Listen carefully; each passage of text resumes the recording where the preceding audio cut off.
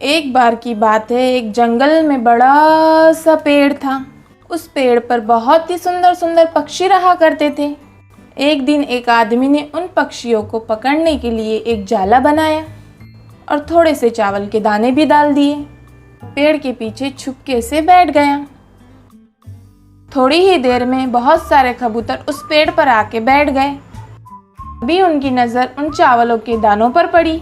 उन दानों को देखकर उनकी भूख बहुत ज़्यादा बढ़ने लगी। वो दाने चुगने के लिए वो ज़मीन पर उतरने लगे और दाने खाने के लिए ज़मीन पर उतर आए। ज़मीन पर उतरते ही सारे कबूतर उस जाल में फंस गए।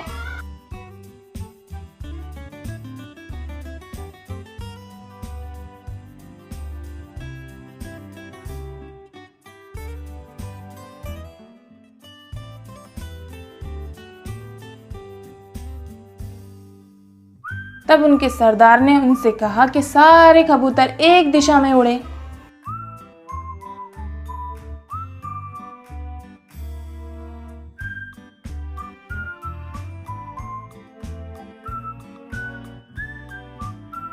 सब कबूतर मिलकर एक ही दिशा में उड़ने लगे तो जाला भी उनके साथ उड़ने लगा।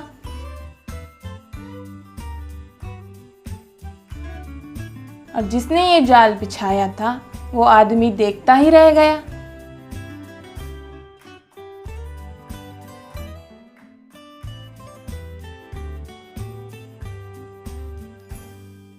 सब कबूतर अपने सरदार के दोस्त चूहे के घर जा पहुंचे।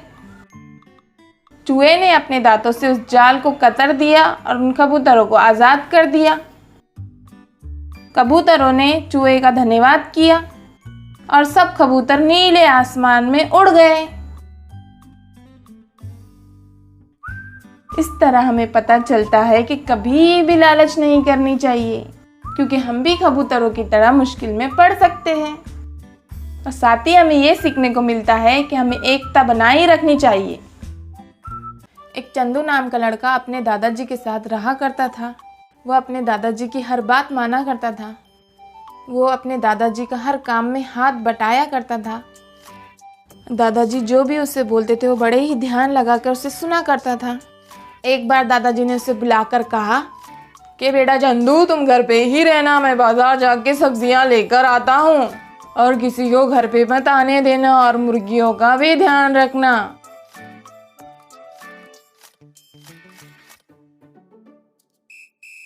इतना कह के दादाजी बाजार की ओर चल दिए।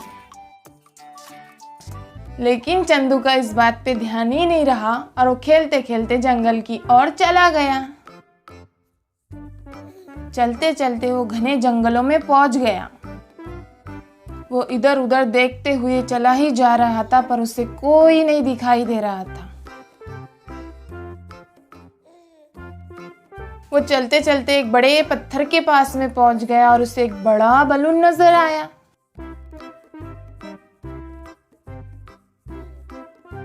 वो बलून को चारों ओर से देखने लगा और बलून के पास चला गया।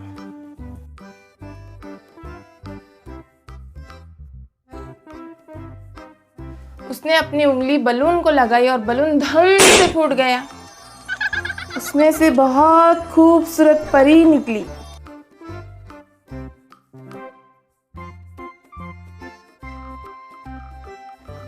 चंदू ने उससे पूछा, कौन हो तुम और इस बलून में तुम क्या कर रही थी?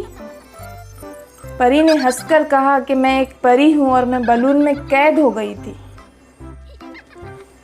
तुमने मुझे आजाद कराया, उसके लिए थैंक यू।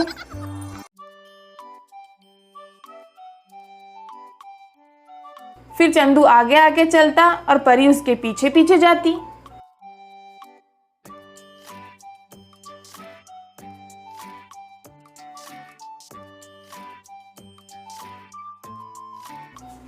और उसे घुमाने के लिए बहुत सारे बागों में लेके गई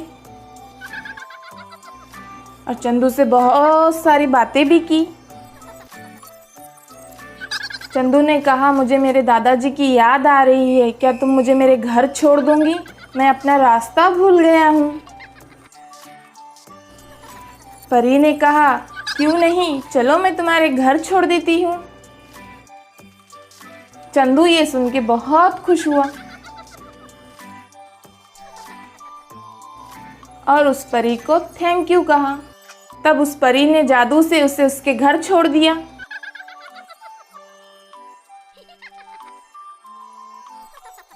चंदू अपने घर पहुंच के बहुत खुश हुआ।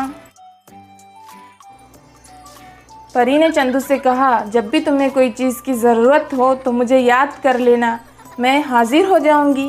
इतना कह के वो परी जाने लगी और चंदू ने उससे बाय बाय कहा।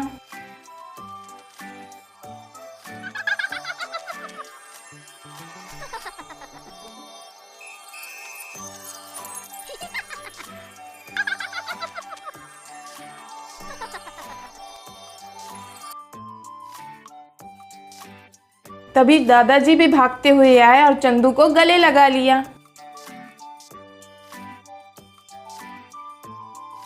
और परी परिस्तान चली गई।